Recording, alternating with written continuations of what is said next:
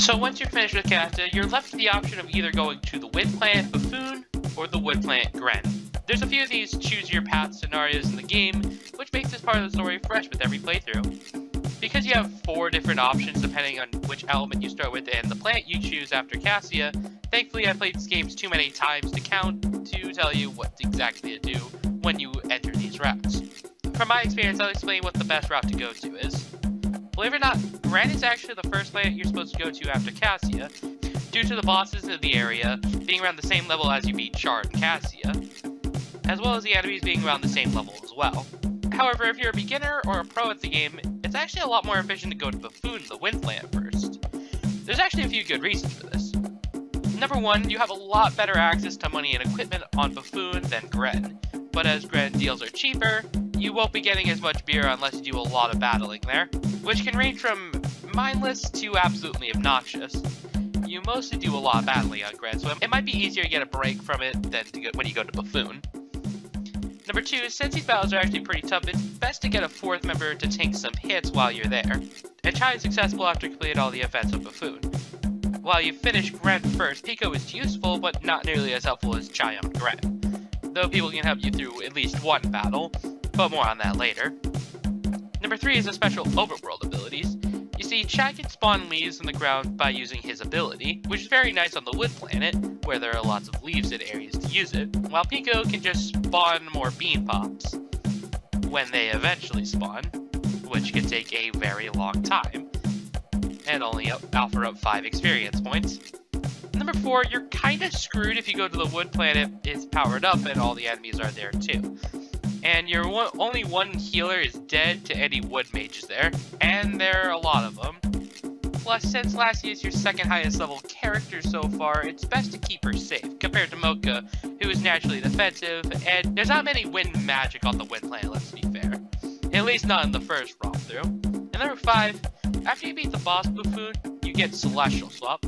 Probably the best move in the game and would be very helpful on Gren. So if this doesn't convince you, I don't know what will. However, I'll explain both scenarios where you have Pico on Puffoon or Pico off Puffoon. But if you see him there, just know he's a fire mage and is at least level 14 when you get there. So I'll explain more in the next episode about Pico. So right before you enter the planet, a cutscene plays out with a mysterious villain who has Madeline in a fiery location, where the party others tell about Shard's loss on Cassia prior. But then the villain claims that things will be a lot more interesting from here on out. And after that whole thing, we make it to the Wind Planet, Puffoon, where we actually land safely this time around. Once we land, we notice the same ship that we presented at the Academy. They try to locate this classmate. After we head east to a long stretch lane to the main hub, we can find a shopkeeper that sells a couple of neat items, like the cat suit, a tentacle that heals for very little, and the clock whistle and anti-whistle. These items allow you to switch the party around either clockwise or counterclockwise. This can be very helpful and set your party up in a very specific way. And after we leave, a giant rock blocks our path and crushes an innocent car. Poor car. Use Mocha's Earth Magic to get it off. And then the car crashes and dies. You will be missed, car. After that, you're in Bannerikasi, the biggest town in the galaxy where crime runs amok, with the giant space police tower located in the center. But don't be intimidated by its sheer size of the location, because there's only a couple things that need to be done here. First, head up north to the water fountain to get a warp point from Pizza, because it's the closest and safest way back to your ship. Next, head to the southeastern part of town to enter the building's 2nd entrance to find a guy giving quizzes for cash. And if you answer all of his questions, he'll give you 10,000 Mira. No joke. You can take this quiz in an indefinite amount of time, even if he calls you stupid over and over again. This also is both useful for knowing about stats effects and, of course, getting Mira. And, of course, I know all the answers because I played this game so many times, so here's a cheat sheet for you. When you are cursed, you can't use healing magic, or any healing items. You take damage when you are thorny. Your stats are reduced when you're dizzy. When you are sick, you can't use magic. When you're petrified, you can't do a single action in battle. Your chances are lowered when you are blind. And finally, turns in combat don't come around when you are scorched. There's also a pretty expensive inn there and a very expensive shop in town, but the prices are extremely high, costing well over 30,000 Vira. These are meant for later in the journey, but you might be able to get some shoes if you're lucky. Once you enter the giant space police tower in the center of town, you'll be treated with what Starsign fan calls a trip to the most accurate video game equivalent to the DMV. I'm not joking. If you don't read text boxes like me when I was a dumb child, you might get lost in this section. But thankfully, if you go in this order in particular, you'll be just fine. On the first floor, talk to the center, far left desk, next one to the right, 2 desks to the right, the one on the far right, then head to the second floor and talk to the far right desk, then talk to the desk to the left, the center again, then left again, then left again. Then head to the third floor and talk to the blonde one, then head to the center desk, head fully left to the secretary's office, then head to the far right door next to the stairs to talk to the second stall, and finally get some TP from the space police troop to the far right of the desk and give TP to the man in the stalls. Okay, after all that, what is your award? You get a file reward for you. What? You thought you were gonna actually get something out of that? Nah. After all that nonsense, a mysterious cat cosplayer shows up and leads you towards a house in the far right of the city. Here we're supposedly find a cursed book for this person, and we can help ourselves to the items in the room, including 2 wakey tails, 3 sugar stars, a sage robe, and sage shoes. And I should also note that these sage outfits, you can actually find a set of clothing that is really good to give boost overall. These full sets are very hard to collect, but it can be worth your time in the long run. Once you find the book, you're able to leave, and once you head back west to the main part of the city, you'll see your buddy Chai running from the space police. And after you head south, a small rabbit tells you that Chai is heading down to his village, called Honey Mint White Caramel Fudge Flake with melty butter and syrup and whipped cream on top. I'm surprised I got that my first attempt. Before you question the name of the village, get the warp point from the city's entrance. There are quite a lot of enemies to talk about, so let's talk about them, shall we? Starting with the Cuddlemunk. These little cuties may say that they're dangerous in their bestiary entries. They're not. In fact, they have extremely low HP stat. Not only that, but their only attack is a quick tackle attack. This should be easy for any character. Next up is the Sneak Bug. These are kinda tougher, but realistically you're faster than these guys and can be easily taken down with light, dark, or even earth magic. They also have a very quick stench attack, which again doesn't do that much damage, and is pretty hard to block. However, these guys have a gold variation in the Gold Sneak Bug. They try to flee and are very uncommon, however, they can't really attack you and only has 4 HP. But every time you hit it, Mira comes out of it, at least 100 or so. It's also worth noting you can get the gold shoes from the item drop, but it can be hard to get. But it's worth to sell or get money from battle. Next enemy is the Rare Bit. These guys are also not too bad considering their only attack is a tackle attack, and they only have 150 HP. But they can be rare enough to get easy sugar stars. Next up is the Subterra. These ones are much stronger and have 2 different dive bomb attacks, and they can do quite a bit of damage, but overall they aren't too bad to beat. Just make sure you prioritize attacks on them first. And finally, last but not least, is the most dangerous one here, the Slashback. These enemies look silly, but they pack a punch with their cut attacks, and they also have a lot of HP in 350. If you see them, make sure you prioritize everything to defeating them. So how do you make progress on this location? Well, head immediately east to find both another warp point and a chest on a floating platform. This is mandatory to obtain, so use Lassie's wind ability to fly it off the side. Next, continue ahead south to see space police troops blocking your path, and a boulder about to fall on top of your heads. So get close to it and use Booka's Earth Magic to get the tank out of the way. Poor automotive vehicles. They can't catch a break today. Head south to talk to the brownie fish off the side of the edge, and if you say no to his question, he'll give you the monocorn horn, which can be useful later. The last thing to mention before you head to town is if you have 3 party members, it might be best to level Mocha up to level 12 to get Stalagminder, which consumes 20 MP, but if you have the fridge cap on, it serves at least 2 uses of the move, and it also increases your chance of petrification. However, if you have 4 party members with Pico in your party, keep your eyes open for these little yellow fluff balls that appear in the overworld. These are bean pops, and if you talk to a certain character on this planet, you'll be able to get 5 experience points, which can be very useful for party members that enter your party eventually.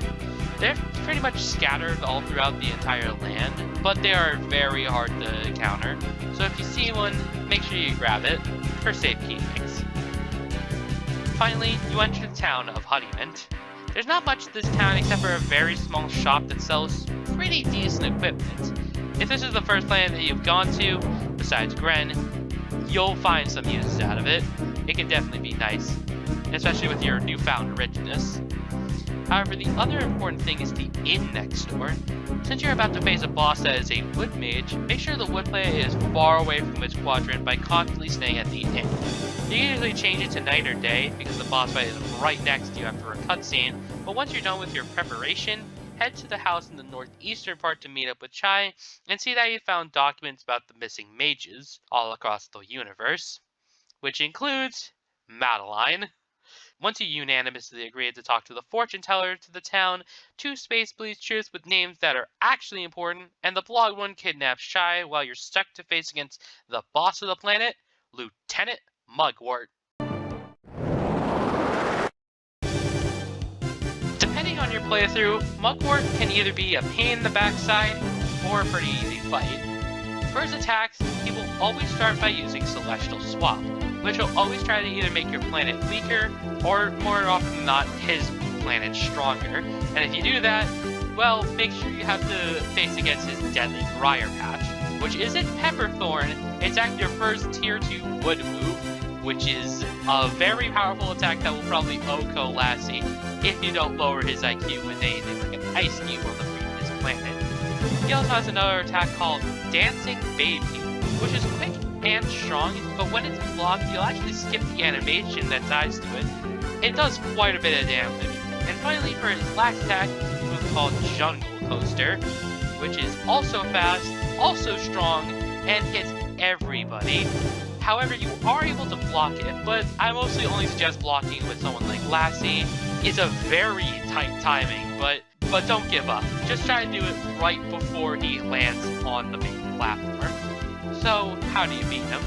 Well, Lassie is mandatory in the back row for constant healing support, and also constant support just to your party members in general. The protagonist, either light or dark, can just constantly keep attacking them, whether it be crystal lasers when it comes to light, or shadow dice, which may not be as strong as crystal laser, but still does quite a bit of damage. And Mocha is there for added bulk, and stalagmites for extra damage. For Dark Mage, I recommend being at a slightly higher level, just because Shadow Die isn't as strong as Crystal Laser, but if you play carefully, you should be okay.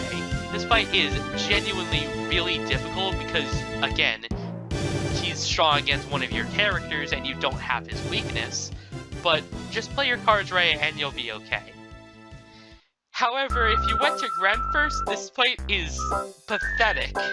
Pico completely destroys Mugwort due to having Afterburner, a high IQ.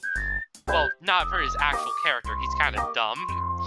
This battle can be done with light to do extra damage to make it faster, or dark in the back row, because Shadow Die hits 3 times on a single opponent. And you can even use Jackpot to test your luck. Honestly, just get creative. If you just keep Pico alive for the most part, you'll be fine.